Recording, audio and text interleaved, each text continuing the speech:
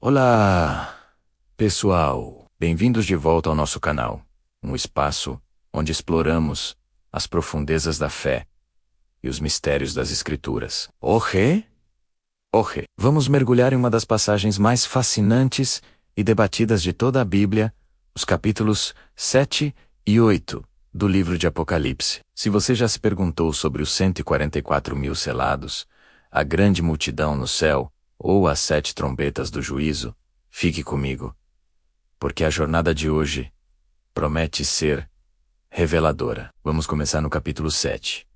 Após a abertura dos 6 primeiros selos, que trouxeram eventos catastróficos à Terra, João tem uma nova visão. Ele vê 4 anjos, posicionados nos 4 cantos do planeta, segurando os ventos. Imaginem essa cena: um silêncio tenso, uma calmaria antes da tempestade final. Os anjos têm o poder de devastar a terra e o mar, mas uma ordem celestial os detém. E de onde vem essa ordem? De outro anjo que surge do lado do sol nascente, carregando o selo do Deus vivo. Ele clama em alta voz: não danifiqueis a terra, nem o mar, nem as árvores, até que tenhamos selado na testa os servos do nosso Deus.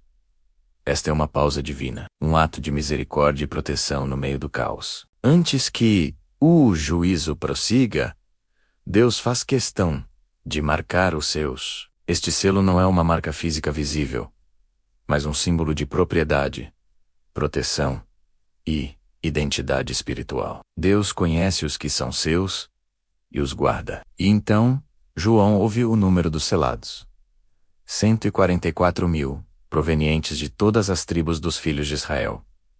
O texto lista 12.000 de cada uma das 12 tribos. Há muita discussão sobre quem são exatamente essas pessoas. Seriam literalmente 144.000 judeus? Ou esse número é simbólico, representando a totalidade do povo de Deus, o Israel espiritual, a igreja de forma completa e perfeitamente organizada, já que o número 12 é recorrente na Bíblia para indicar a perfeição do governo de Deus? Independentemente da interpretação, a mensagem central é clara: Deus protege o seu povo de forma específica e soberana, mesmo em meio à maior tribulação.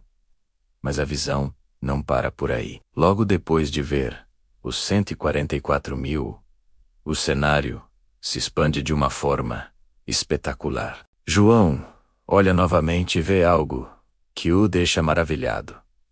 Uma multidão tão grande que ninguém conseguia contar. Pessoas de todas as nações, tribos, povos e línguas. Pense na diversidade e na imensidão dessa cena. Todos estão de pé diante do trono de Deus e do Cordeiro, que é Jesus Cristo. Eles vestem túnicas brancas, símbolo de pureza e justificação, e seguram palmas em suas mãos, um sinal de vitória e celebração.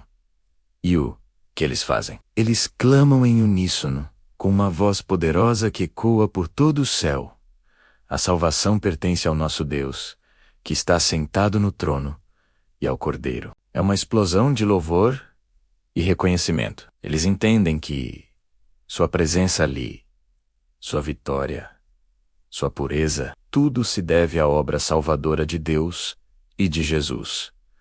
A redenção não é uma conquista humana, mas um presente divino.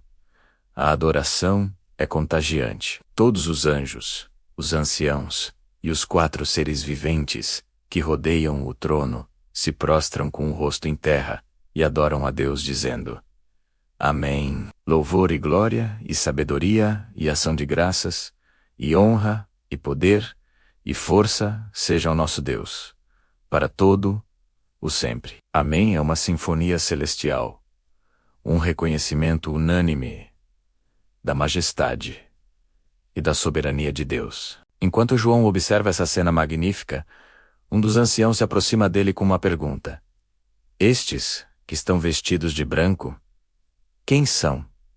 E de onde vieram? É uma pergunta retórica, feita para ensinar a João e a nós. João humildemente responde: Senhor, tu sabes. Ele reconhece a sabedoria superior do ser celestial. E então vem a resposta: uma das passagens mais consoladoras de todo o Apocalipse. O ancião explica: estes são os que vieram da grande tribulação. Lavaram as suas vestes e as branquearam no sangue do Cordeiro. Eles são os mártires, os fiéis, os que perseveraram em meio ao sofrimento extremo na terra. Suas vestes brancas não são resultado de sua própria justiça, mas foram purificadas pelo sacrifício de Jesus na cruz. É o sangue de Cristo que os torna puros e dignos de estar na presença de Deus. Por causa disso, por causa dessa redenção, eles têm um lugar de honra. Eles estão diante do trono de Deus e o servem dia e noite em seu templo. O serviço que talvez tenha sido difícil e perigoso na terra, agora é um privilégio eterno e alegre no céu. E a promessa final é de um cuidado e conforto absolutos. Aquele que está no trono, o próprio Deus, os cobrirá com sua sombra, como uma tenda de proteção. Nunca mais terão fome, nunca mais terão sede. O sol, ou qualquer calor ardente, não os atingirá. Todas as aflições terrenas, a escassez, o sofrimento físico, tudo isso ficará para trás. E por quê? Porque o Cordeiro, que está no centro do trono, será o seu pastor.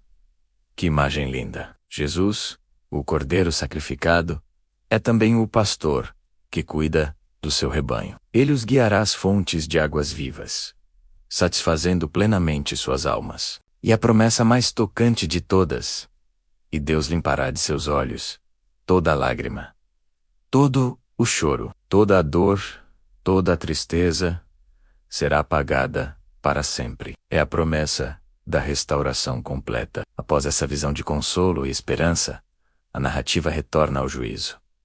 No capítulo 8, o Cordeiro abre o 7º e último selo. E o que acontece algo inesperado. Faz-se silêncio no céu por quase meia hora. Imaginem a cena. Depois de todo o barulho das catástrofes, dos clamores e da adoração, um silêncio profundo e solene toma conta de tudo. É um silêncio carregado de expectativa, de reverência, de temor diante do que está por vir. É a calma antes da próxima fase do juízo de Deus. Nesse silêncio, João vê os 7 anjos que estão permanentemente na presença de Deus, e a eles são dadas 7 trombetas. As trombetas, na Bíblia, são frequentemente usadas para anunciar eventos importantes, para convocar o povo ou para sinalizar guerra. Aqui, elas anunciarão uma nova e intensificada série de juízos sobre a terra. Mas antes que a primeira trombeta soe, outra cena poderosa acontece. Um outro anjo se posiciona junto ao altar celestial, segurando um incensário de ouro. Ele recebe uma grande quantidade de incenso para oferecer, junto com as orações de todos os santos. Sobre o altar de ouro que está diante do trono de Deus, a fumaça do incenso sobe, misturada com as orações dos fiéis, e chega diretamente à presença de Deus. Isso é incrivelmente significativo. Mostra que mesmo em meio ao juízo iminente, Deus não se esquece das orações do seu povo. Nossas orações importam. Elas são ouvidas e têm um papel no desenrolar dos planos divinos. Depois de oferecer as orações, o anjo pega o incensário, enche-o com fogo do altar e o lança sobre a terra. A resposta às orações dos santos é o fogo do juízo de Deus. Imediatamente, ocorrem vozes, trovões, relâmpagos e um terremoto. É o sinal de que a intervenção divina está prestes a se intensificar. Então, os 7 anjos se preparam para tocar suas trombetas. A cada toque, um novo juízo é derramado sobre a criação. O primeiro anjo toca, saraiva e fogo, misturados com sangue, são lançados sobre a terra. O resultado é devastador. 1/3 das árvores é queimado, e toda a vegetação verde é destruída. É um ataque direto aos recursos naturais, a base da vida na terra.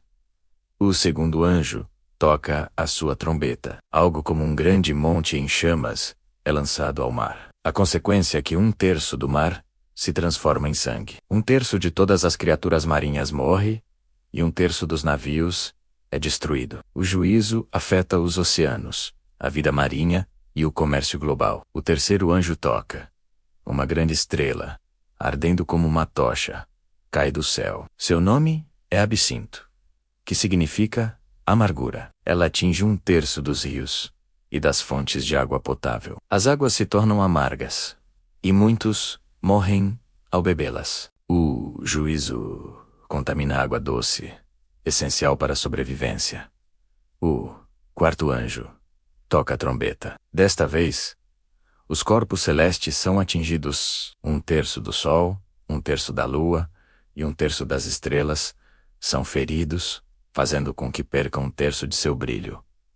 O dia se torna mais escuro, e a noite também. É uma desordem cósmica, que afeta os próprios ritmos da vida, e serve como um sinal aterrorizante para toda a humanidade. É importante notar que esses juízos são parciais. Eles afetam 1/3 da criação. Isso sugere que eles ainda são um aviso. São calamidades terríveis, mas ainda dão oportunidade para o arrependimento, antes que a destruição final chegue. E como se tudo isso não fosse assustador o suficiente, o capítulo termina com um prenúncio sombrio. João olha e ouve um anjo, ou uma águia em algumas traduções, voando pelo meio do céu, e gritando em alta voz: Ai, ai, ai dos que habitam na terra, por causa das restantes vozes das trombetas dos 3 anjos que ainda estão para tocar. Este triplo aí anuncia que os juízos que virão com as 3 últimas trombetas